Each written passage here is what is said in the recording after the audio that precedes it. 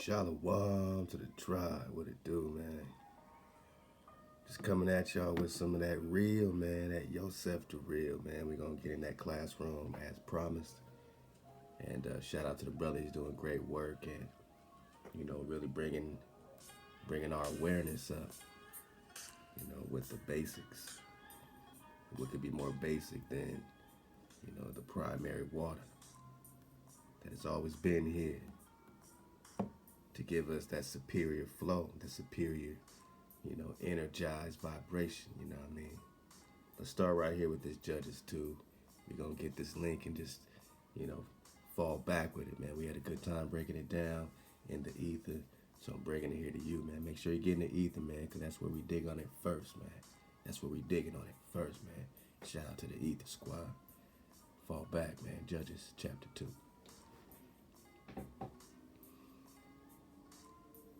And the dragon of Hawa, the angel, the dragon of Hawa, came up from Gilgal to Bashim.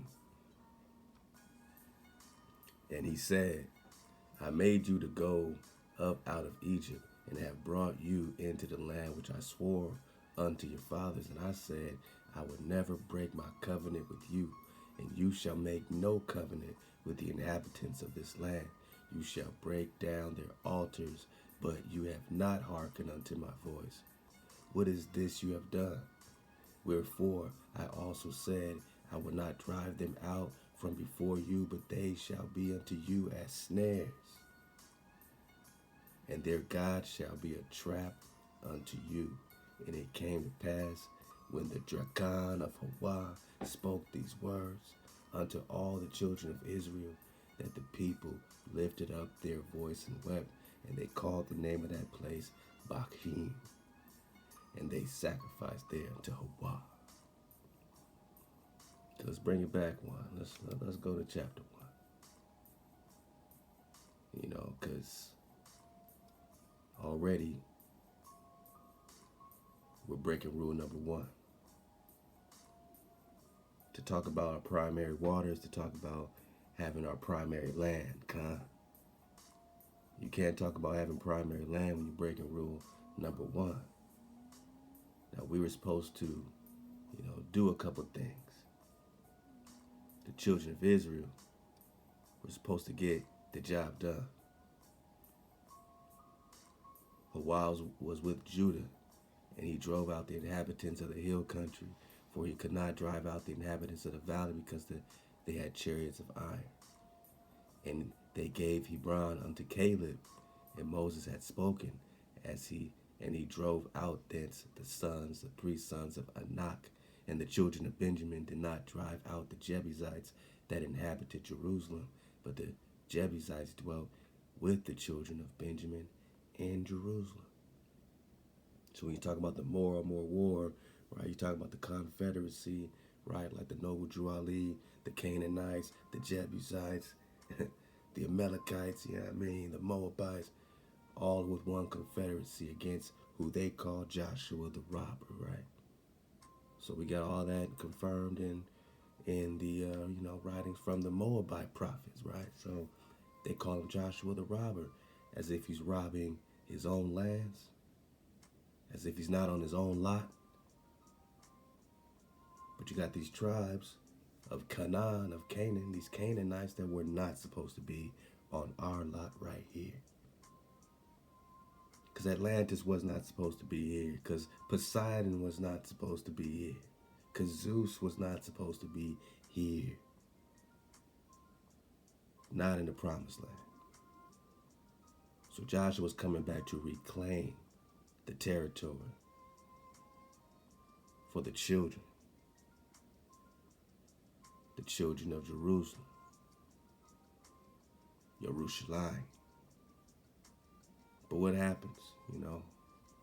The house of Joseph, they went up against Bethel, and Hawa was with them, and the house of Joseph sent a spy to Bethel. Now the name of the city before time was Luz, and the watchers saw a man come forth out of the city, and they said to him, show us, we pray you, the entrance into the city, and we will deal kindly with you. And he showed them the entrance into the city, and they smote the city with the edge of the sword. But But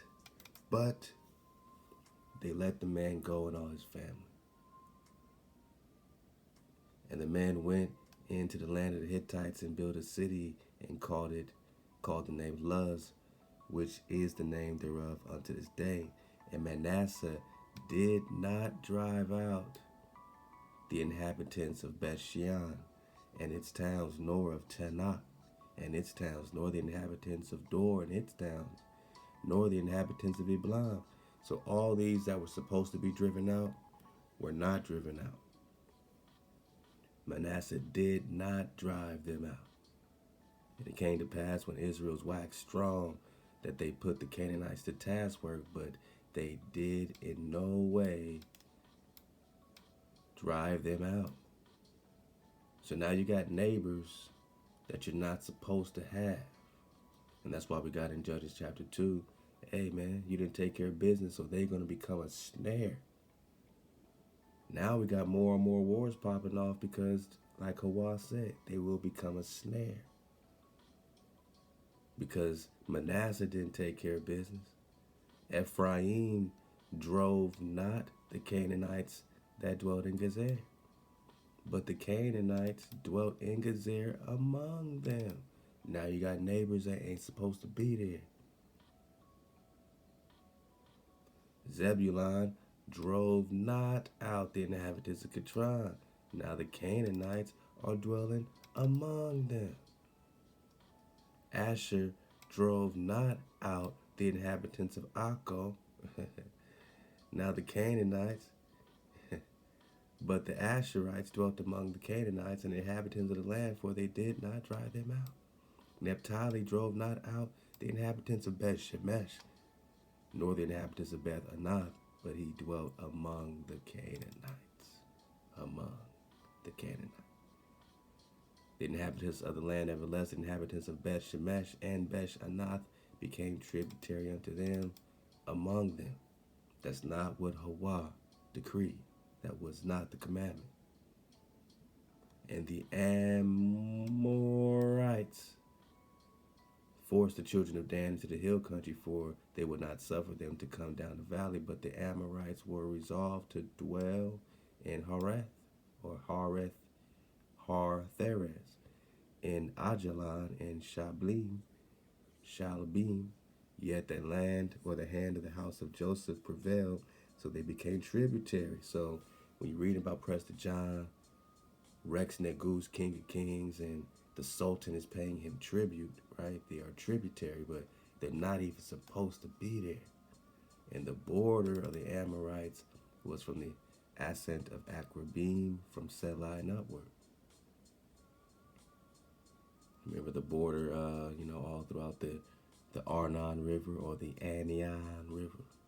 Then we talked about the Anion Regnum, the kingdom of Anion. Then we talked about one of the sons of David, Anan. Anan ben David. And the whole beef with Daniel and all that, man, because they're all brothers, they're all David's children. Who's gonna keep the code? Now this is interesting right here. Let's go back up. Because we just talking about the land, so we must be talking about the water. Verse 13, Judges chapter 1.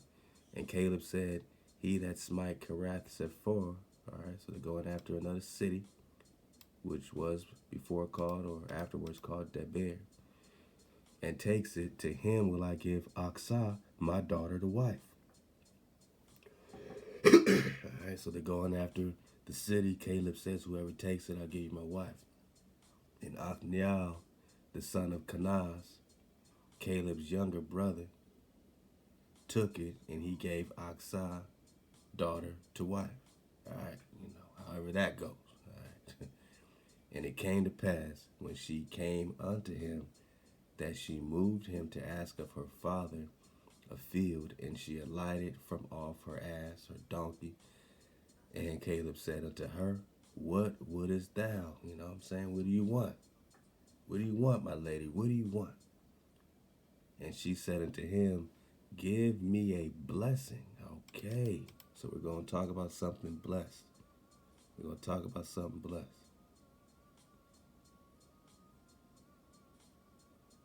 for that has set me in the southland. For that thou hast set me in the southland, give me therefore springs of water. Now, that might just go over your head bone, if you're just reading it straight up and you come across, oh, give me some springs of water. Okay, give her a couple wells. She needs water. Caleb gave her the upper spring and the lower, the nether spring. Now, we're just talking springs, right? We're just talking spring. We're just talking spring. So, Caleb gives his daughter to his younger brother. All right. So that's his, I already know. Violation, man. You know what I mean? But, that's how they was run. He gave Oxad his daughter to wife. And it came to pass when she came unto him, and she moved him to ask of her father a field, and she alighted from off her donkey. And Caleb said unto her, what do you want? What wouldest thou? She said, man, give me a blessing. Give me springs of water. Now, it wasn't until the bro Yosef really started, bringing this into more awareness that this, and things like the dragon's well, we get, I think, in Nehemiah 2.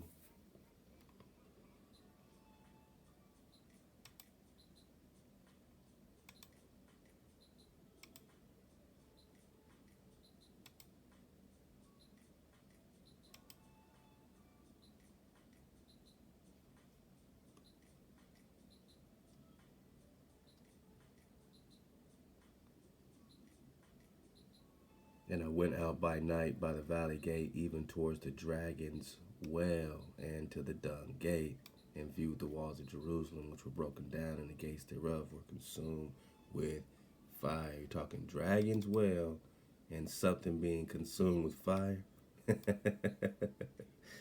Yeah, any questions?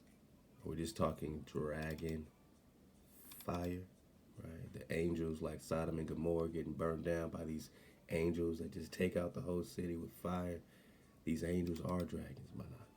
I mean, we see clearly that the Seraph in Isaiah, chapter 6 is only talking about the burning ones, the Seraph, right? The fiery ones.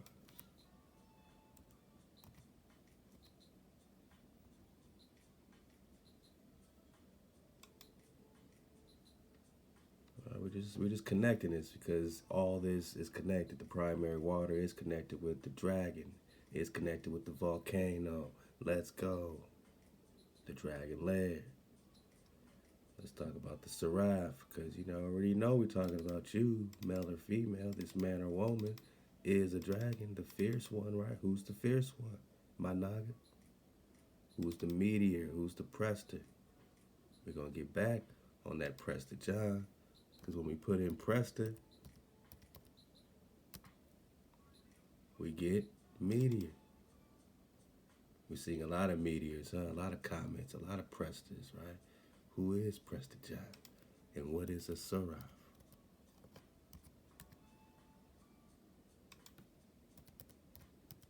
Hey. What's spelling it?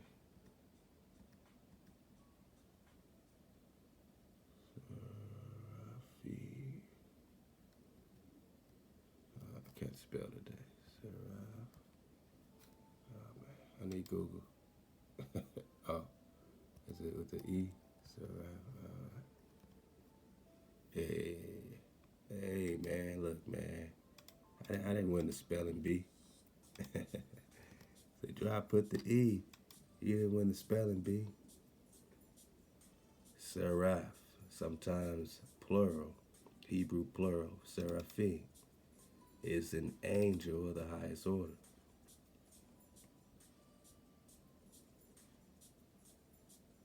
As fool, perfect and vile man that mourns, an angel of the highest order. An angel of the highest order.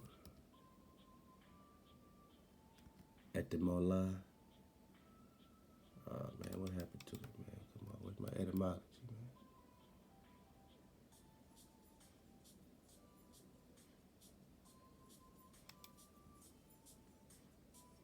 My etymologies, man.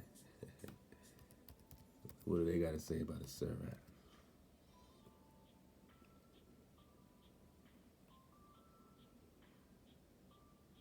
Literally the burning one. So the angel is the burning one. The angel is the burning one, right? Only in Isaiah chapter 6 is it being dropped. Let's go there.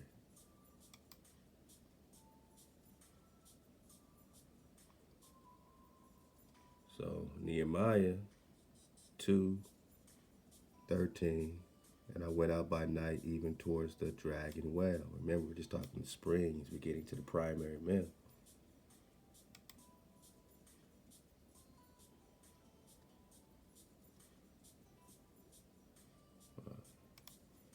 Isaiah 6. Let's get it.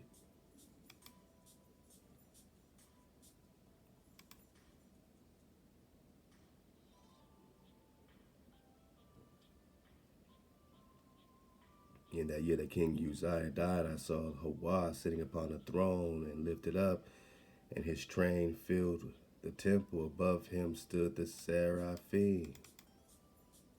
The Seraphim are literally the burning ones. Seraph was traditionally regarded as burning or flaming angels. Flaming angels, right? Though the word seems to have an etymological sense of flying, perhaps the confusion with the word of Arabic sharafa, be lofty. Uh-oh, here we go. Some scholars identify it with the word found in other passages interpreted as a fiery flying serpent. Dragon, anybody? So the dragons, the fiery flying serpent burning ones, flaming angels. The dragons, the fiery flying serpent, flaming ones, burning ones, flaming angels, fiery flying serpent. Remember, we're not just talking serpent, right? I just got to be clear. All of this got to be clear, man. All of this got to be clear.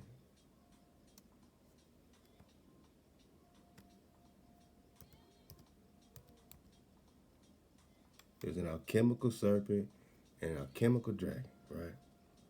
So I'm just breaking the spell. You know, it might be your first time. You know, this is just a little alchemy connection with the dragon. You know what I'm saying? And you got an alchemical serpent and an alchemical dragon, right? Serpent, impersonal nature of the unconsciousness, right? It brings everything to life. It also kills everything, right? Yeah. Okay. All right. Impersonal nature. And then there's a dragon. And in this dragon, they call philosophical quicksilver. Unlike Thoth, right? Unlike Mercury. Mysterious substance, unknown origin, just like the melanin, right? Just like the melanin. Just like the primary water. Oh, we talking the water, my noggin. The dragon symbolizes renewal and initial pulverizations. In other instances, the image of the dragon represents divine water. Dodge their hijack. We're talking divine water, right? Divine water. We're talking about the living spirit. It is the vessel in which the spirit is contained. We're just talking the ruach. We're just talking the water. We're just talking the dragon. Don't let them tell you they know, because it's unknown even to the alchemist. Dragon, serpent, so a fiery flying serpent in personal nature, killing everything, or a fiery flying dragon that is the vessel that the spirit is contained. The universal spirit is the blood, is the dragon, is the water, is renewal, That's why they're eating the dragon to get life. Okay. Seraph, fiery, flying serpent, or dragon. Okay. Right. Because we're just talking burning ones. The burning ones. The flaming angels.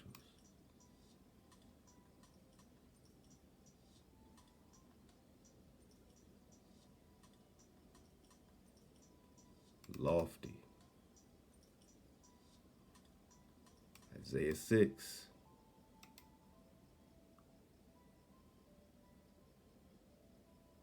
In the year that King Uzziah died, I saw Hawa sitting upon a throne. So we're talking about the throne of the Creator. His train filled the temple. His train filled the temple. Above him stood the Seraphim, the burning ones, the fiery flying dragons. Each one had 6 wings. With 2 he covered his face, 2 he covered his feet, and 2 he did fly. And one called unto the other and said, Holy, holy, holy is Hawa of hosts. The whole earth is full of his glory. So these are dragons that praise the Creator. These are dragons that praise the Creator. Watch this. And the posts of the door were moved at the voice of them that called, and the house was filled with smoke. Damn, sounds a lot like volcanoes. Sounds a lot like dragon. Psalms 18. Okay. Woe is me, for I am undone, because I am a man of unclean lips, and I dwell in the midst of a people of unclean lips, for mine eyes have seen the King, Hawa of hosts. Then flew unto me one of the dragons, with a glowing stone in his hand, which he had taken from the tongs of the altar, and he touched my mouth with it, and he said, What this dragon say? Lo, this hath touched thy lips, and thine iniquity is taken away, and your sin expiated. And I heard the voice of Hawa saying, Whom shall I send, and who will go for us? Then I said, Here I am, send me. Woo! We're just talking the dragons in the throne of the Creator, filled with smoke. Okay. Mainly, I just want to talk primary myth. Mainly, we're just talking the springs. Remember in the book of Judges chapter 2. Let's go. Just talking the springs.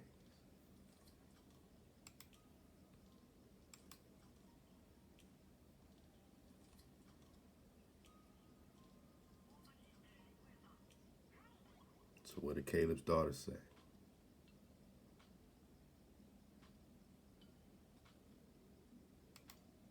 Oh, Judges chapter 1. Let's get it.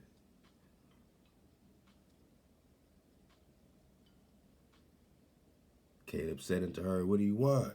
And she said unto him, Give me a blessing. Give me therefore springs of water. So just keep that in mind as we dig on it, because she got the upper and the lower spring. And we're just talking about the primary water that we're about to dig on in this link right here. So, remember that we got this before, water memory, right? Water has memory. Water memory defies conventional scientific understanding of physical chemistry knowledge and is not accepted by the scientific community. Uh-oh. It is purported has the ability to retain a memory of substances. So they don't want to accept that your water has memory, because then you're going to say, why are you dumping fluoride in the water? Why are you dumping fluoride in our water? Why are you keeping our primary water, our memories away?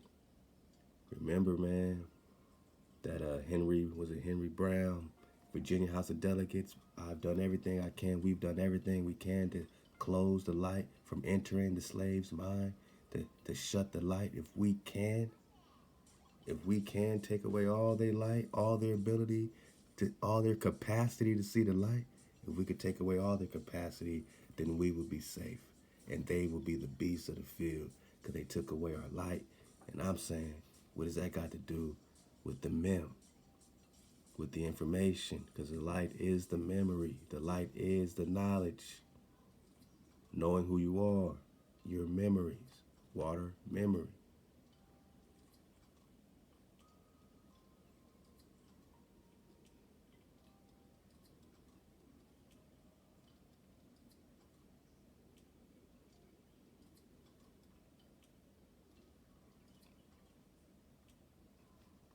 Let's get this one. From resonantscience.org. Actually, I might click on this little piece right here. A new growing, groundbreaking discovery has been made within the most basic of resources. Scientists have discovered that they have called what they have called the discovery of the millennium, a huge revelation in human consciousness. Scientists in Germany now believe that water has memory, meaning that what was once seen as a simple commodity has now been closely examined to reveal scientific revelation, uncovering mind-blowing truths. So this goes hand in hand with all the melanin talk, all right? This goes hand in hand with all the melanin talk because your memories are connected with the melanin, all right? The melanin is something that has a structure that they don't know. The dragon, unknown substance, right? Unknown substance. Alchemical dragon, unknown substance. Unknown substance of melanin. The melanin is the dragon, is the mem, is the water. That's why we know each other by vibration, by the flow. That's why we say surf the wave, man. By examining individual drops of water at an incredibly high magnification, scientists were able to physically see that each droplet of water has its own individual microscopic pattern, each distinguishable from the next and uniquely beautiful. A scientific experiment was carried out whereby students were all encouraged to obtain one drop of water from the same body of water at the same time. Through close examination of the individual droplets, it was seen that each produced different images. Each droplet, you know what I'm saying, took a snapshot of something different. Can you, I mean, each droplet. And later they said that even your tears, you know, are each droplet from your tears, you know what I mean, is containing the memory of that event, whether it's a good or bad thing, right? Each droplet of water, each tear. Suggesting that everyone is connected by water in the human body, which travels through ongoing journeys whereby information along the way is always stored. The water stores the memory. So how do we get to the superior memories? Your body's made up of 70% water. So what's flowing through you?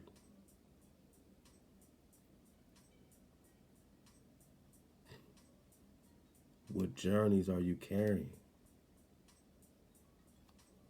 So let's get this link.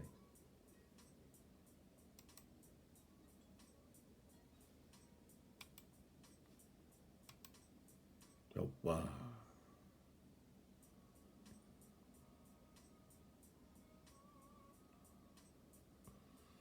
Primary water theories. All right, pull up the link. I just want to hit it right up the gut. We're going to have a great Yosef Da Real dismount getting that classroom.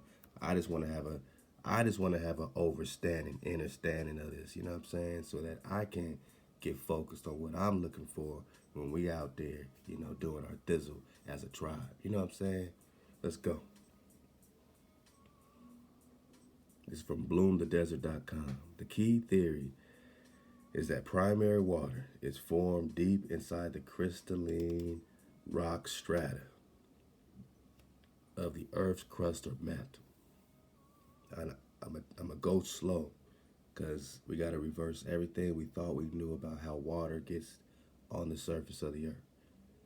You think all these oceans and lakes are made up of water from precipitation and this so-called water cycle, you know what I mean, hydraulic situation. This situation that we are talking about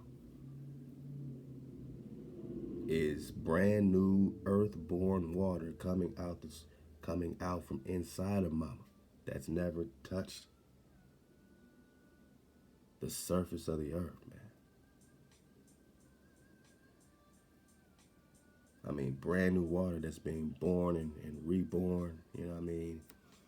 I mean, either way, it's a It's a cycle of renewal. It has nothing to do with the rainwater. It has nothing to do with the ground surface water.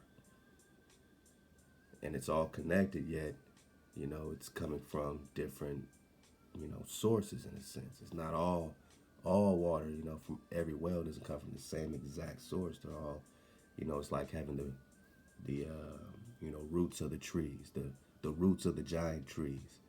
And some might be connected to, pure, sources than others, you know what I'm saying? All these underground caves, like Godzilla, he was going through these thermal holes, these thermal underground supersonic caves that he was able to shoot through from one side of the earth to another side of the earth, this other spot. They really got that, man. I mean, they were testing submarines into these underwater tunnels, you know what I mean? But these are really just the tree roots. These are the ancient giant trees, man. And when they find, a particular tunnel, it's one part of a particular tree root system. And you're able to root, into the, I mean, who knows, you know what I'm saying? So, Godzilla was just popping around. So there's so much water beneath us, it's crazy.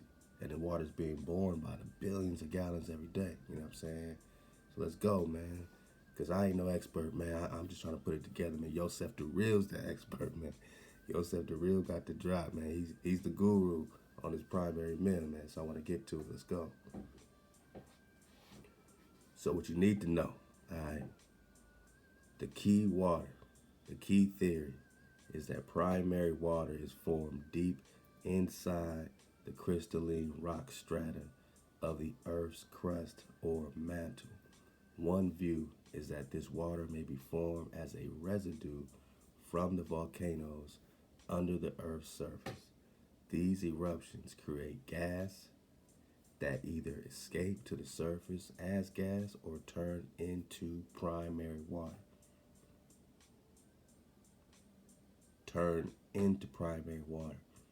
So, did you know that water being born, the water that has, literally supplied this planet, this plane, I'm talking like them, talking like the scientists, this plane of existence is all, interborn, it was born within, One view is that the water may be formed from the residue of volcanoes, So when you see this active volcanoes, think about the moon. They say all these craters, right? But remember the etymology of crater. We gotta get back on that flat drop, man. Have a flat drop part 7 coming through. I got y'all. Y'all been sending a lot of drops, so I definitely got y'all. What's a crater? A crater, bowl-shaped mouth of a volcano. Okay. Immediately, body bag, right? So, what does this volcano got to do with the craters, right? So when they say, oh, there's craters on the moon, what you're really saying is that, what you're really getting at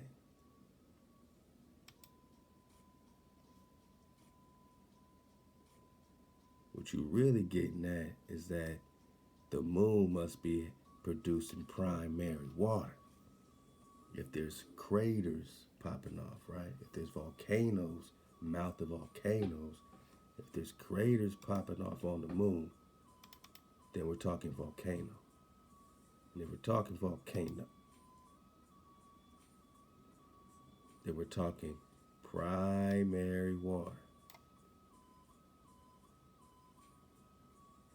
These eruptions create gas that either escape to the surface as gas, primary gas, primary steam, or turn into primary water. That is, these gases are electrically and chemically fired up, my naga, into the rock itself.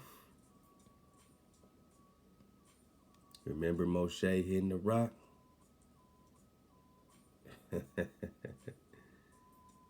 Huh? Do you remember Moshe hitting the rock? These gases are electrically and chemically fired into the rock itself, and the rock fuses the water out.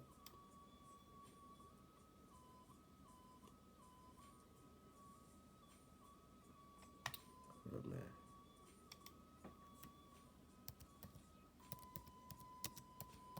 Moses hits the rock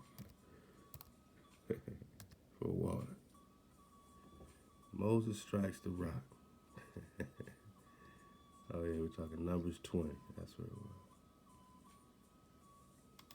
Let's see what they're saying over here at the Chabad.org.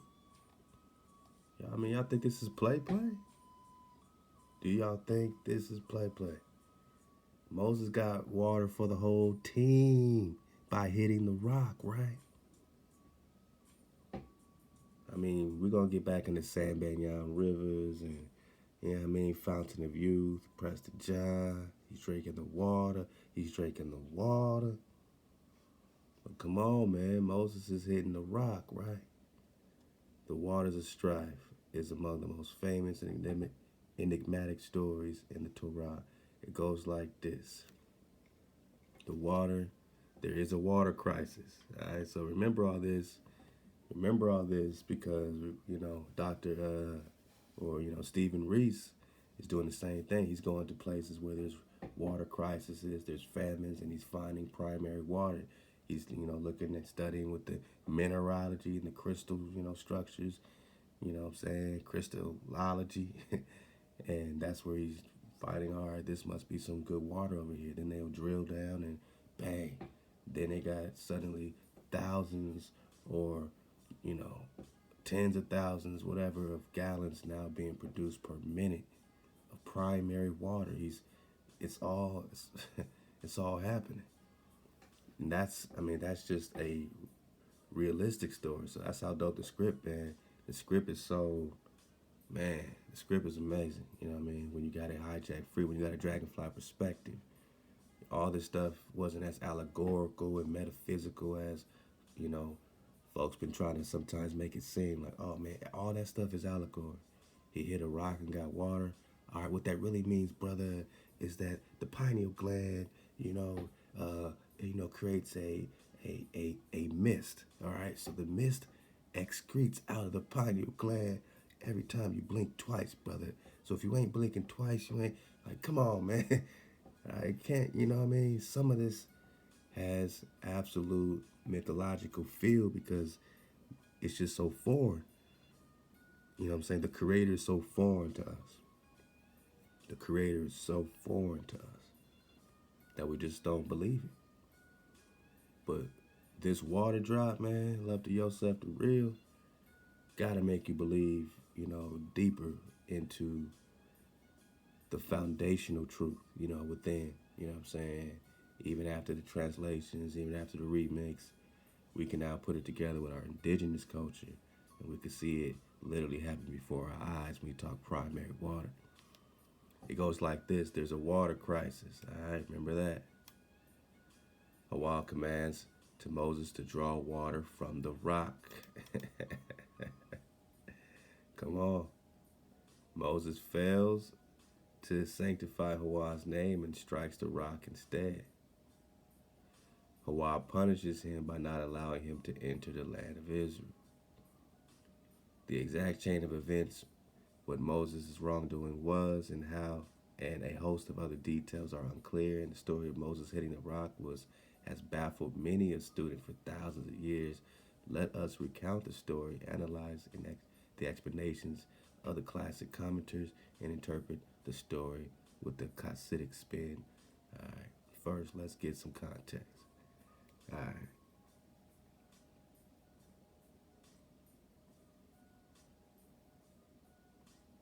All right, so they said that Miriam passed away with her passing the rock that supplied the Hebrews with water dried up with her passing. What would her passing have to do with drying up the primary milk? That's interesting, right? The Hebrews had this mysterious well, right? And we just talk about the dragon well in Nehemiah 2. Okay, talking about springs of water that Caleb's daughter's asking for. All right. So there was a miraculous well, man. All right. And Miriam's merit. So when she passed on, the well ran dry. And the Hebrews were left in the desert without water. This was not the first time the Hebrews had no water, and it was the third time the Torah records such a story. The first time was when the Hebrews were fresh out of Egypt. They arrived in a place called Merah, where all the water was bitter. Hawa told Moses to throw a bitter tree branch into the water, and miraculously to sweeten the water and made it drinkable. You think that's play? Are there tree branches that, can purify the water? Second time was shortly after the first. The Hebrews were in Rephidim and also ran out of water. Moses called on Hawa for help, and Hawa commanded him to strike a particular rock with his staff. He hit a rock. The rock split open and water gushed forth. Is it play? All right. The rock came to be known as Miriam's well, for as mentioned, the miracle was done in her merit. For 40 years, this rock traveled with the people and served them faithfully. Wow. Now we're going to get, how this water is stored within these rocks, you know what I'm saying? And now we can start putting it together that water does get stored in rocks. Now, how big was this rock that they carried around for 40 years? Or, we're just talking about the miraculous water that kept on gushing forth, man. Because he split it open, it said. The rock split open and water gushed forth. And that Stephen Reese cat said the same thing while he was mining. He split open his rock and water just spewed out, right?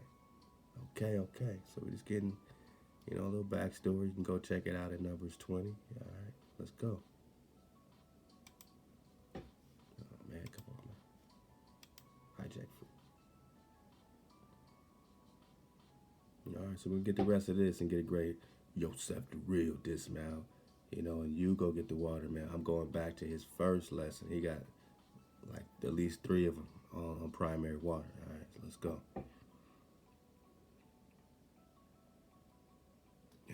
All right, so with that story in mind, let's take it from the top. The key theory is that primary water is formed deep inside the crystalline rock strata. Moses strikes the rock strata of the Earth's crust or mantle. One view is that this water may be formed as a residue from volcanoes. So what has it got to do with the volcanic residue under the Earth's surface? These eruptions create gas. Eruptions. So when you see the big volcanoes popping off, this gas that either escapes to the surface as gas or turns into primary water. That's what we need to be drinking though, because it's going to cool by the time it reaches the surface in some places. That is, these gases are electrically and chemically fired into the rock itself. Moses strikes the rock to get the water gushing out. And the rock fuses the water out, man. The rock fuses the water out. Let's go. Organisms within the crystalline rock structure may also be involved in the electrical and chemical reaction. The modern day theories of primary water, that's all we talk about, is superior mem, were first postulated by Adolf Norddeutskoid in the 19th century and raised in the book A Journey to the Earth's Interior by M.B. Gardner in the 30s, man. Again, all this is popping off in the 30s. G.E. Kincaid, Grand Canyon, all this is happening. All right? Nordenskoy wrote an essay on the subject of primary water, which resulted in him being nominated for the Nobel Prize for Physics. So when Yosef is kicking it off, don't think he crazy, because Nordenskoy popped it off and he got a Nobel Prize. So give our brother Yosef his due, his Ahab, when he's breaking down his primary mem, because this cat wrote an essay and got a Nobel Prize on it. In the 1930s, Stephen Rees, this is a very important character. Write it down. Research Stephen Rees if you're serious. Bavarian born mine engineer and geologist had a theory that primary water was generated in the rock strata when the right temperature and pressure were present. This water is then forced into fractures or fissures. All right, this is the sciencey part. So this water that's being born, right, from these chemically and electrically fired up, you know what I'm saying, eruptions, creating gas. All right, the others are fired up into the rock itself, generated in the rock strata when the right temperature and pressure are present. The rock is forced into the fractures or fissures.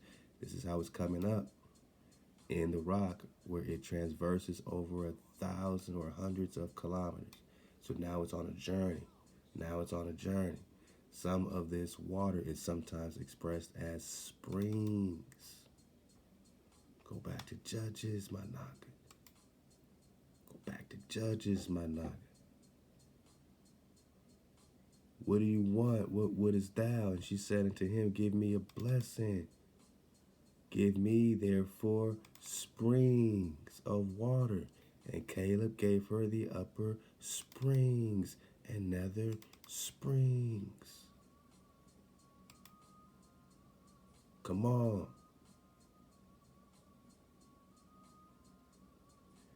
Generated in the rock strata, when the right temperature and pressure, the water is forced into the fractures, fissures in the rock, where it traverses over hundreds of kilometers. Some of this water is sometimes expressed as springs. Give me springs. And can be either hot, thermal, or cool. This water is always moving. Remember Bruce Lee said, be water. Always moving. Be moving water. Still water's no good. Keep moving. Keep the water flowing. This water is always flowing, and therefore can be detected by dousing. The first experience with primary water for Reese was unexpected. An unexpected gush of water while working in a mine shaft. An unexpected gush of water. An unexpected gush of water. Hold up, man. I thought we heard something like that before.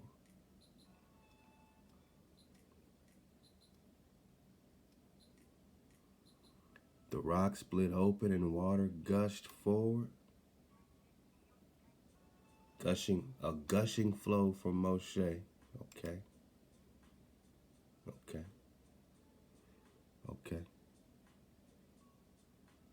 Unexpected gush of water while working in the mine shaft. The temperature, chemistry, and purity suggested to Reese that it must have been completely different origin than ordinary groundwater. This water, my naga, that we need is of a different origin than ordinary groundwater. I mean, you're talking about the real dracon. You're talking about the unknown substance. It's different than ordinary groundwater, right? The alchemical dragon is different. It's unlike ordinary mercury, right? It's different than ordinary groundwater. That's chap, just like the bro say. Mercury's chap, right? It's hijack free. Considered part of the hydraulic cycle. So we dodged the hijack of these cycles. Following further independent research and building on the work of the other eminent geologists, he concluded that in various rock strata deep in the earth, water was continuously generated under particular conditions of temperature and pressure and forced in rock fissures where it could be drilled for and tapped. That's what we need to do. Conventionally, hydrology speaks of a static supply of water created once early in the Earth's history being constantly recycled. So is this a constant recycling, of this, and it's being purified with this volcanic situation, eruptions, and purified with this, steam and gas and fissures and all that, and then this, so it's not so much that the water's never touched the Earth's surface before, but perhaps it's recycled in a purified process for us, but still contains the primary memories. You feel me? All right. Conventional hydrology speaks of a static supply of water created once early in the Earth's history being constantly recycled. Stephen Rees saw new additions of water flowing vertically, my naga, just like the veins of mama, right?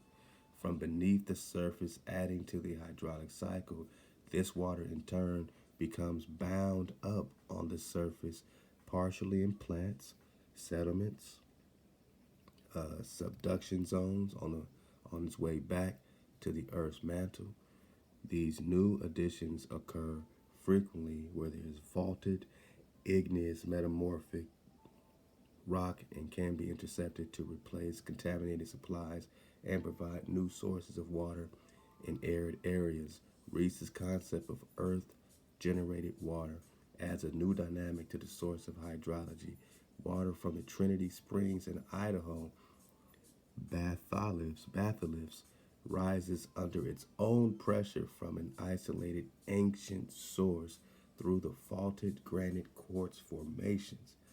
So if it's rising under its own pressure from this ancient source through this faulted granite quartz formation, so it's being purified to the utmost, man. I mean, just replenished to the utmost. It's being purified in the crystal, man, in the memories, man. The spring water spends time itself inside the earth at temperatures exceeding 300 Fahrenheit and surfaces at its source at 140 degrees Fahrenheit after traveling from a depth of many miles underground. Ongoing research on the Trinity Springs water has revealed an interesting geochemistry and remarkable recharge, discharge, and travel mechanisms for these thermal waters, unlike any other water source in the region. How did Godzilla bounce around from place to place, right? Because in this spring water, it's revealing interesting geochemistry, recharge, discharge. We're just talking batteries, man. We're just talking melanin, right? We got travel mechanisms like these super thermal tunnels they talking about for these thermal waters. Unlike any other water source in the region, the scientific investigation continues in laboratories specifically equipped for high-pressure equipments and with new techniques for isotope analysis. Stephen Rees, through his study of mine flooding, developed the science of locating flows of earth-generated water. So all we got to do is follow in the footsteps and study the science of the flows, the flows of earth-generated water. Study the flow. How do we study the flow? These waters, which often deposit minerals and flood out mines, occur worldwide as spectacular springs, right? The sister Caleb's daughter said, give me the springs. She got the upper and lower springs, spectacular springs, and are even more accessible by drilling into hidden rocks structure. So you would never know to go look for water into the hidden rock, man. The Rees Institute scientific application of petrology, mineralogy, structural geology, aerial reconnaissance, and remotely sensed data offers new water for a thirsty world. So they're able to go into famine areas with no water, have a water crisis, and say, nope, there's water right here. Watch this. He did it in Escondido, California. Rees and his successors, Morad, Iqbal, look him up too, each locate several wells, right? Just like that dragon well in Nehemiah 2.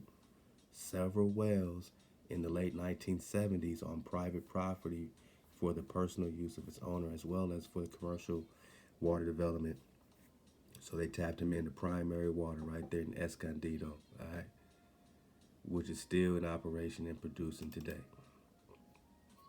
You got Cottonwood, Ohio. The city of Cottonwood was running out of water, and traditional professional geologists of the city had hired to find water declared that there was no hope.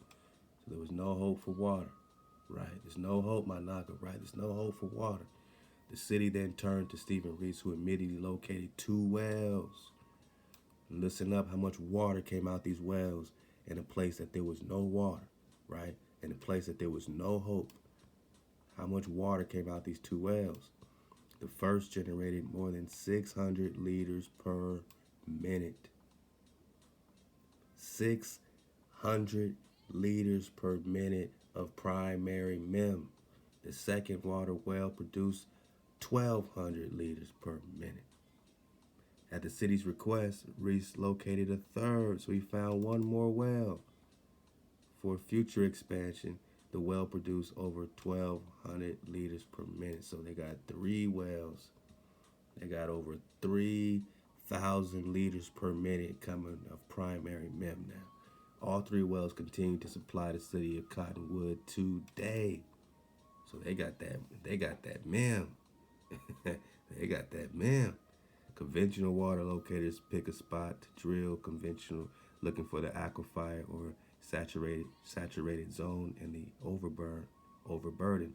Recently, with sophisticated airborne, geophysical, and satellite data, groundwater and primary mem or primary water can be located in rock using a technique called fracture trace analysis.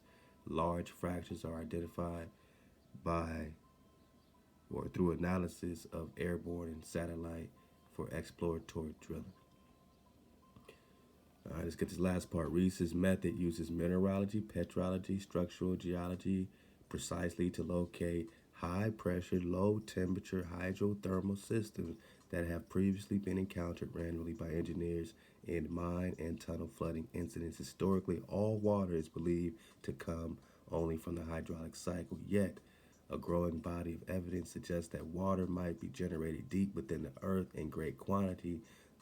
The Reese Institute at its Troughton Field laboratory over the last decade has drilled, collected, and tested captured from great depths in a number of boreholes. Troughton Well 3 at 2,000 meters, known to be the deepest 10-centimeter cored well research well in the continental U.S. Results from Troughton 3 now indicate some waters there may not be part of the hydraulic cycle at all.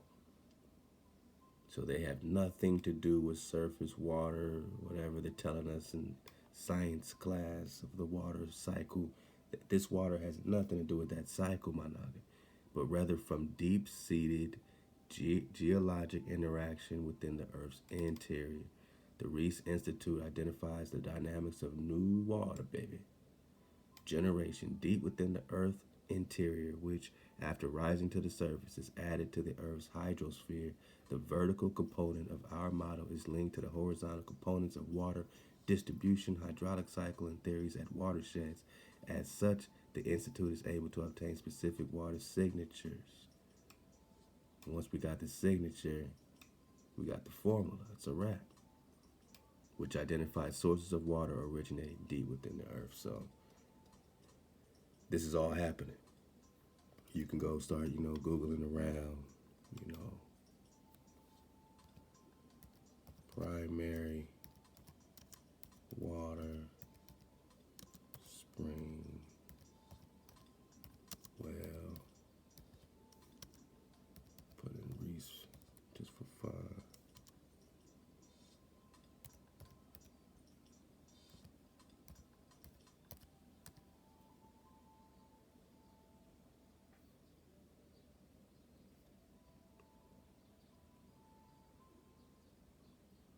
These are all great links: primarywater.org, primarywaterinstitute.org. Let's get some images.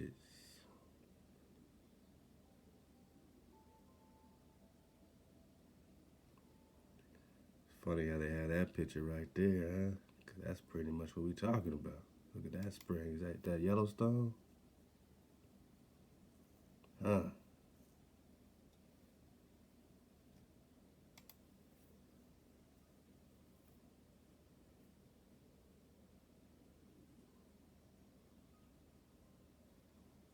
So these are, some geysers.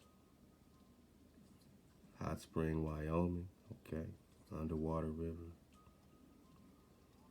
Man, Hawaii's amazing, even when they try to poison and, chap up all our water, Yosef, man. We still able to tap in.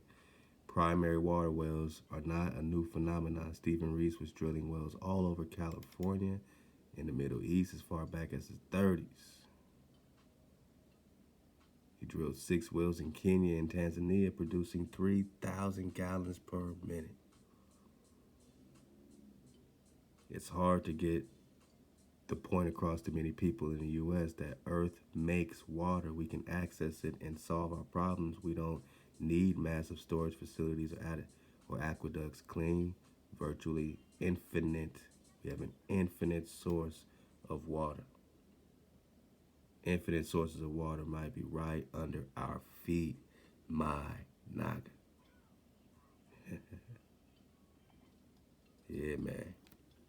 So, I'm going to leave all these links for you, man. We're going to fall back in the classroom of the real one right now and do what it do, because it's time to do what it do. Make sure y'all get in the classroom of the bro, Yosef Da Real, and we're going to pick it up from right here, man. Fall back, man. Surf the wave with a great dismount, man. I'm going to kick back, get my notes out, man. This is just part 1. He got much more. Get in the classroom, man. Click the button, man. Make sure you in there, man.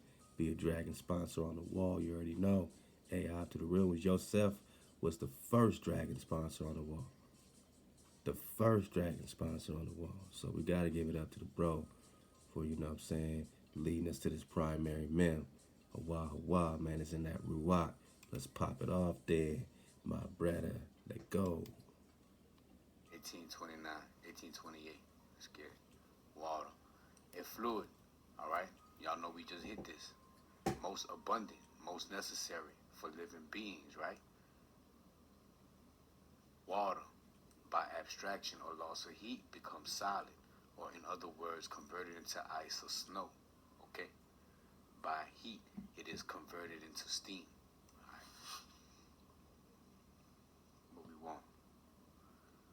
Water is a name given to several liquid substances or humus in animal bodies as water of pericardium, of dropsies, etc. I don't know what that is. But look, here we go. Mineral waters, all right?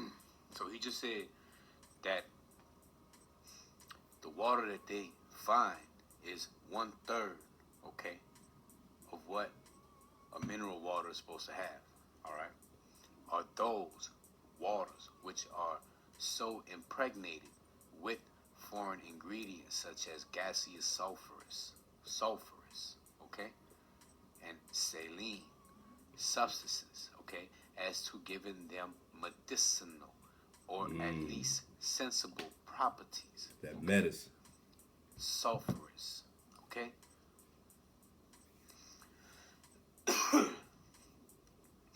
So, Ahab to the brother, natural by law, okay, because we are going to get into what he was talking about, which was the phosphorus, okay? That go, natural, being that go.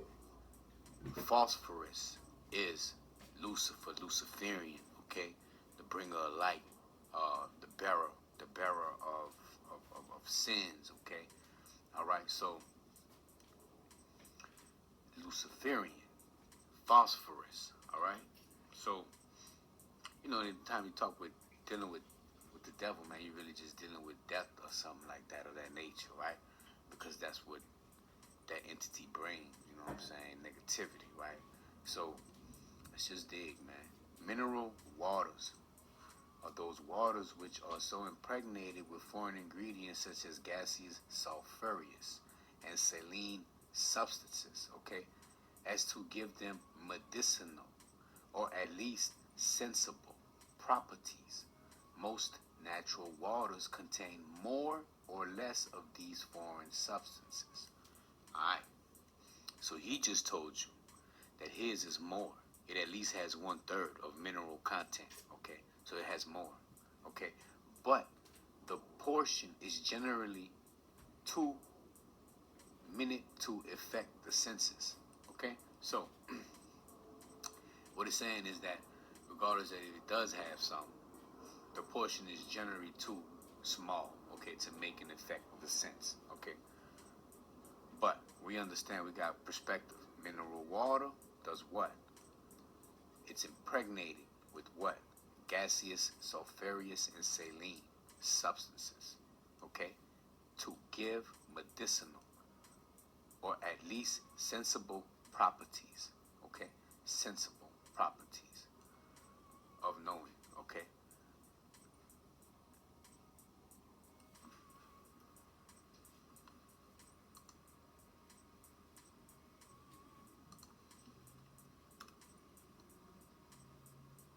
All right, mineral water is water from a mineral spring, okay? We're talking spring, we're talking natural, okay? We're talking spring, we're talking natural. We're not talking well, okay?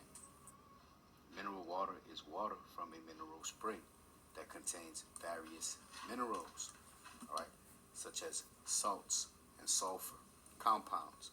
Mineral water may be classified as still or sparkling, okay, according to these plants.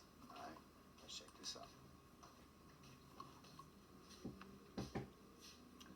Traditionally, mineral waters were used or consumed at their spring sources, often referred to as taking the waters, taking the cure. Haha, I'm gonna get the mail. Taking the cure, okay? At places such as spas, baths, wells, the term spa was used for a place where the water was consumed and bathed in bath, where the water was used primarily for bathing, therapeutics, or recreation, and where the water was to be consumed. All right. So what we talking about, man? Taking of the water. Okay. Mineral water. Okay. Mineral water has a connection with. Okay, so mineral water has a connection to what? Okay. As to give them medicinal or at least sensible properties. Okay, what we're talking about? We're talking about anything medicinal. We're talking about healing. Okay, what are we talking about? Healing. Healing powers. Here we go.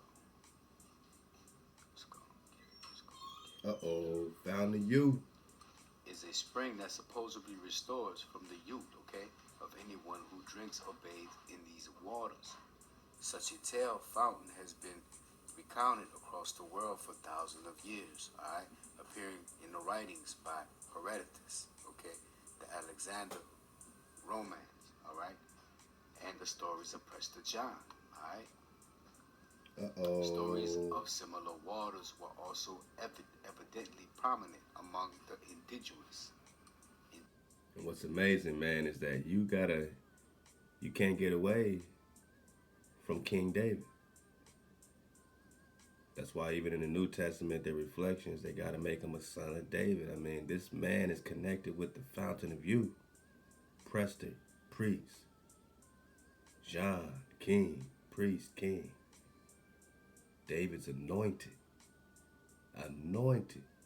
by the Creator. The fountain of youth. You know, we're going to get that dismount, man. And, you know, how many times has Prester John bathed in the fountain of youth? How many times has Prester John and his whole tribe bathed in the fountain of youth? You go to Wikipedia, fountain of youth, you go directly into the sources, to the stories of Prester John. And that's why we on Prester John number 52 coming in hot. Indigenous people of the Caribbean, all right, during the age of exploration, all right. All right, let's get back to it. Let's get back to the grind. $93 an acre foot in power bills. And poor quality water? And it's poor quality water, yes. So the point now is that this water wells can produce the water for $20 pumping cost instead of $93 to lift it from the pipeline below up on the surface. With no carrying of silt or anything of that nature? No, it's clean water. And the water here is very pure water, isn't it? It's exceptionally good. It's usually about 1/3 of the mineral content of the prevailing Colorado River water. And this is because of the fact that you're extracting primary water from very deep. This is because it's primary water obtained below the crust and is in the non-oxidizing zone. So this is not being oxidized. No, And it's not primary water from very deep. it's exceptionally good. It's usually about 1/3 of the mineral content of the prevailing Colorado River water. And this is because of the fact that you're extracting primary water from very deep. This is because it's primary water obtained below the crust and it. So this water, he's comparing it to mineral water because of its diversity. You understand? Because of its gaseous and sulfuric content. Okay. Remember. Okay. Mineral water was said to believe to have medicinal purposes. All right. Which can only be a dividend of the fountain of youth. Okay, that's why we covered the fountain of youth, because if you want to sit here and say that mineral water can be medicinal, all right, then how can that be? How can that not be, you know what I'm saying, related to the fountain of youth milk? All right, let's get it. But not today's mineral water. Oh no, no, no, no, no, no, no. Is in the non-oxidizing zone. So this is not being oxidized. No, And it's not picking up contaminants. it does. So this is not being oxidized. No, And it's not picking up contaminants. it does not dissolve or pick up any contaminants, and therefore it's superior water. It does not need any more cleaning or pre-treatment for the distribution system. And you don't have any, or very little, if any, radiation. Well, the water obtained below the crust. It picks up no contaminants. It's superior mem. Superior mem is like those trees, you know what I mean? Like the cedars, you know. They have natural antibacterial qualities that bacteria can't even grow on them. You're talking superior water. It can't even be. They can't even contaminate this stuff. I mean, it's coming up ready to drink. You know what I'm saying? It's coming up ready to renew. We're talking the fountain. Let's get a little more, man. Yosef, man, is doing an immaculate job, man. Peace to you, bro, man. Ahab, man, keep rising, man. Keep climbing, man. Keep cool. Let's go. And is in the non-oxidized. And this is because of the fact that you're extracting primary water from very deep. This is because it's primary water obtained below the crust and is in the non-oxidizing zone. So this is not being oxidized. No, And it's not picking up contaminants. it does not dissolve or pick up any contaminants, and therefore it's superior water. It does not need any oxidizing zone. So this is not being oxidized. No, And it's not picking up contaminants. it does not dissolve or pick up any contaminants, and therefore it's superior water. Therefore, it's superior mem. Man, y'all get in the classroom. Ahab to the real one, Yosef Da Real. And like I said, this is just part one. This is part one. You know, I'm going to drop it for you, lead you to the water. Let me go back. Let me show you. Let me show you something. Let me show you something, man. The bro's doing immaculate work over here on this channel. You know, this classroom. You know what I mean? Just dig on it, man. That Silent Weapon Quiet Wars already go up. All his drop is amazing, man. He gets into the 5G, the nanotech. He just dropped some great nanotech drop. Go dig on this if you haven't already. But yeah, that was up from this one right here, primary water, poor water. All right, then he's gonna go into the natural by law, phosphorus drop, which all connects, man. So this is all a team effort to get clarity. It's a team effort to get clarity. But there is a primary mem 2 and 3. You know what I mean? So get 3, then get 2, or get 2, then get 3. Either way, get caught up, man, with the king, man, Yosef Da Real. and he's talking to Fountain of Youth. And then, you know, we asked this question before. I don't know if y'all remember, but we said, did a black man discover the fountain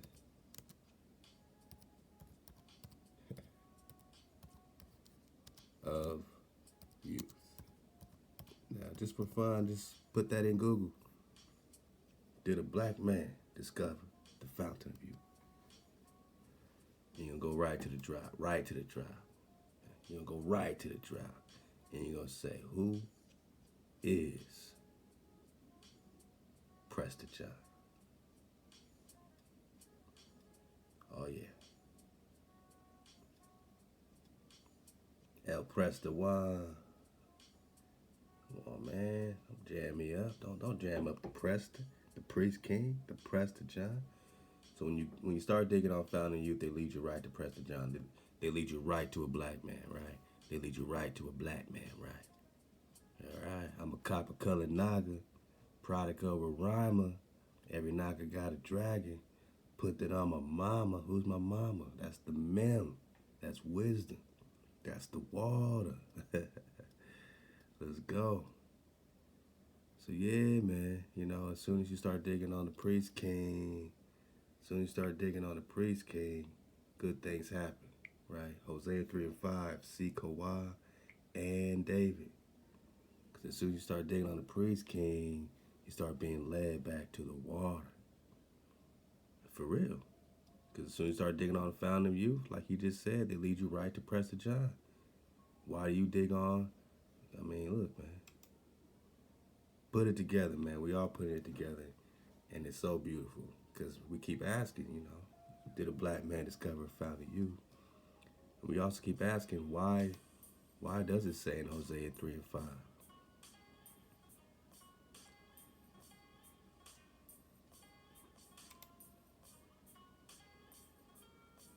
To seek the Creator and David. It don't say and Jesus and Yahushua and nobody else. You'll never find a scripture, no matter what people's just trying to, you know, tie in and weave in and graft in. And, you know, syncretinize in and fuse in this new tune. You'll never find a scripture ever that the Creator, the Creator is breaking down how you're going to seek the Creator and anybody else but David. You'll never see an and Joshua and Yahushua scripture. Seek Hawa. You know, because you were playing the harlot. You know what I'm saying? Hawa had to buy you back with a homer of barley and 15 pieces of silver. Hawa had to buy back the hoe because Israel was playing the hoe. But then one day you're going to stop being a hoe, Israel. You ain't going to be a hoe no more. For the children of Israel shall sit solitary many days without a king. You don't even know what it feels like not to have a king. Remember, we ain't speaking English. We talking the Khan. We didn't have a Khan for so long. We forgot the Khan in us. The prince, the sacrifice, pillar, effort, terror. Afterwards shall the children of Israel return. My Naga, you ain't gonna be a hoe no more. Israel ain't gonna be no hoe, no harlot. Israel will return. What does it mean to return? It means you got your frequency, you got your vibe, man. You got your things, you got your land, you got your mind, you got your art. Oh man, it means you're getting supercharged by this gamma, right? This gamma radiation. The gam literally means a movement, an exodus, a flow. The gamo, the kamo. You're flowing, you're moving. This light is gonna make you move. It's gonna make you cool, right? Kumbaya, kumbawa. It's gonna make you rise, return. Afterwards, the children of Israel will return and seek Hawa, right? H1961, Hawa, and David, their priest king, right? Priest king. He was anointed priest king. Dawi is the priest king. Forever, forever, ever. Ezekiel 37, Ezekiel 34, let's go. Now we start putting it together because you got the fountain of youth. Seek the Creator and David their king, and they shall come trembling before Hawa. It means that you got heavy reverence, heavy respect, and to his goodness in the end of days, my naga. Where are we at right now? We're not talking about something that's happened before. We're saying the end of days, you're going to return and seek the Creator and David. David? But what about Yahweh Shai? What about some new tune? What about it, drop? Ezekiel 34.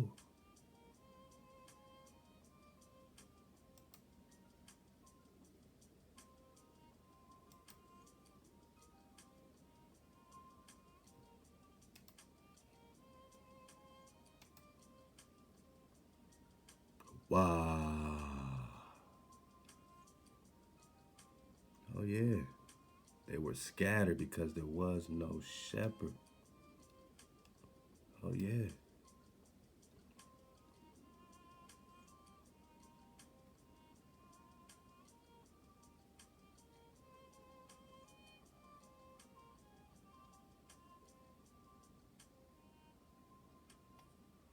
Hawa is saying he's going to make a covenant of peace. Let's go.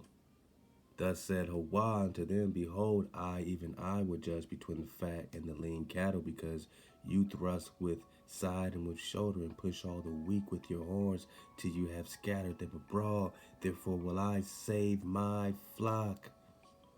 He ain't talking about Gentile this and this. If you're going to be saved, you better be rocking with my flock. Because my flock is still my flock. And they shall no more be a prey. And I will judge between cattle and cattle. And I will set up one shepherd. Man, we're talking the end of days. I will set up one shepherd over them, and he shall feed them. My servant David, he shall feed them and shall be their shepherd. Now, what does it mean when David feeds you? You're seeking Hawa, right? Hosea 3 and 5. Seek the Creator and David. Why? So that you can get fed, my naga. Because Hawa has, anointed David to feed the flock. What do you get fed with? What do you get fed with, my naga? And he shall be their shepherd. I, Hawa, will be their power. David is the shepherd. So you seek the power, right? You seek the power. And my servant David is their Khan. I have spoken. I will make a covenant of peace. I will make a covenant of peace. And will cause all these hijacks to cease from out their land. And they will dwell safely in the wilderness and sleep in the woods. We're talking about the trees. And I will make them and the places round my hill a blessing. Remember Caleb's daughter, Judges chapter 1, she asked for the blessing of the water of the springs. And I will cause the shower to come in its season. And there shall be showers of blessings. And the tree from the field shall yield its fruit. I mean, why David? Because he leads you to the water. He feeds you with the water. Did a black man discover the fountain of youth? Prester John 52 is coming on hot for the tribe, for the children. Remember, when you talk fountain of youth, you're talking a whole tribe taking baths. And we'll get this part for the dismount right here. To account for Prester's age, right? As soon as you dig on fountain of youth, they lead you right to Prester John.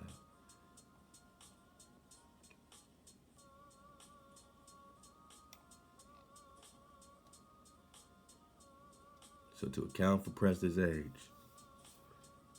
Robert Silverberg writes in his 1972 book, The Realm of Prester John, that the legend of the Fountain of Youth in Ethiopia was blended in as an interpolation. One thing you need to know, my noggin, is that they were looking for the Fountain of Youth in so-called Ethiopia. They were trying to link the Fountain of Youth to Africa. But my noggin, you know what?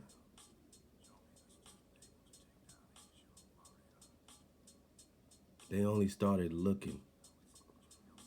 They only started really focusing on where this Fountain of Youth is, while most of us associate with the Fountain of Perpetual Youth with the New World, especially Florida. Remember how big Florida is on the map, right? That has only been the case for the last 500 years.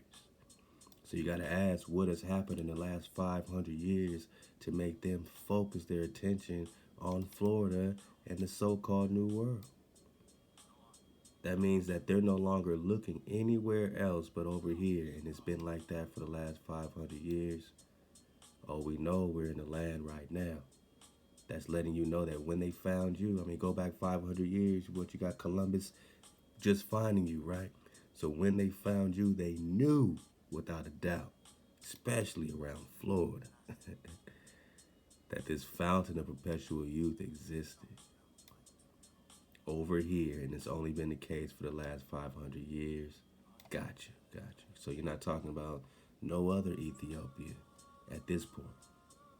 You're looking for the land, you're looking for the people, you're looking for the water. Whoever drinks of its water 3 times, right? Because you came over here connected with David, and David is over here feeding the flock.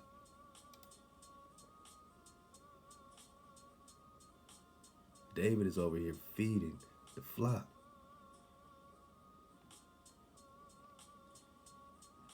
David, this one shepherd that's being placed over Israel.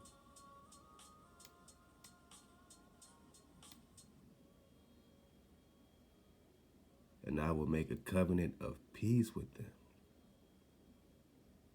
My servant David, he shall feed them. And I'm saying, what is he going to feed? What do we need? What does Prester John do? What's the function of a David? What's the function of a David? Anyone not interested in the search for the priest king ain't interested in the water, ain't interested in the primary water, definitely ain't interested in renewal. Because what's the function of a David? What is the Holy Grail? Let's go. Whoever drinks of its water 3 times without having eaten will have no illnesses for 30 years. This is from the letter of Prester John. Let's go. And when he has drunk it, he will feel as if he has eaten the finest meats and spices. For it is full of Hawa's grace. What's Hawa's grace? We're talking the mem, right? The memory, right? So over here we know in Ezekiel 34 for the dismount,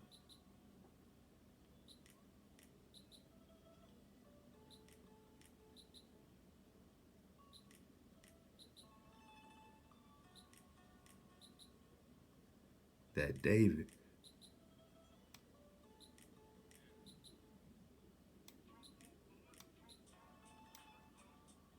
shall feed them. And we're talking about David forever. Ezekiel 37.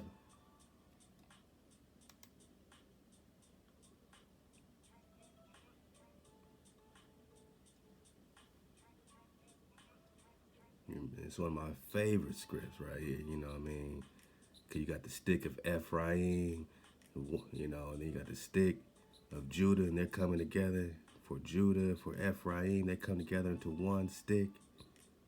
Ain't that a beautiful thing? My servant David shall be king over them, and they shall have one shepherd. Not 2, not 3.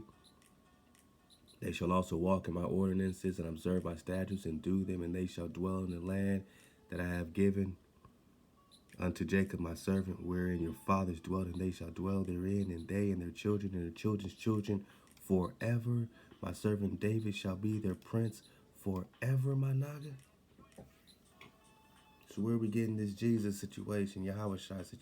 Oh, the New Testament, the New Tomb. Because we already got a forever Khan. And forever means forever, and latter days mean latter days, and forever means forever. So why do you seek the Creator and David? And why is David feeding the flock? And why is he doing this forever?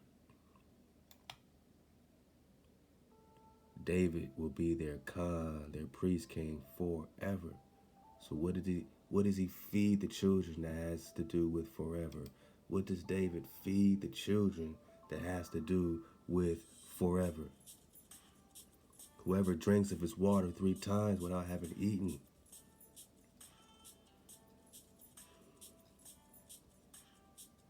will have no illnesses, my naga. Medicinal, right? Yosef is talking about the medicinal vibe of the primary meal. And when you have drunk it, what does David feed you? He will feel as if he has eaten the finest meat and spices, but you're just drinking the milk. What does David feed you? What is a shepherd? Where does a shepherd lead his flock, her flock? To the water. Where does David lead this tribe right here? Where does Prester John lead his tribe? A person who bathes in this fountain, that's where they got baptism from. Because David led his tribe to the water, my naga. Whether he be of 100 or 1,000, he will regain the age of what? 32. Let's go. 32, my naga. Even if you're 1,000. Know that we were born and blessed in the womb of our mother 562 years ago. And since then, we have bathed in the fountain 6 times. So, they're letting the readers know he was 560 years old and 62 years old and going strong. In other words, he was immortal.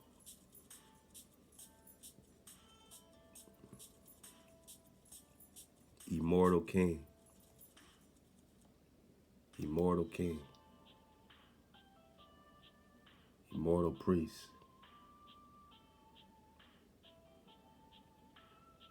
Immortal Priest King. David shall be their prince forever.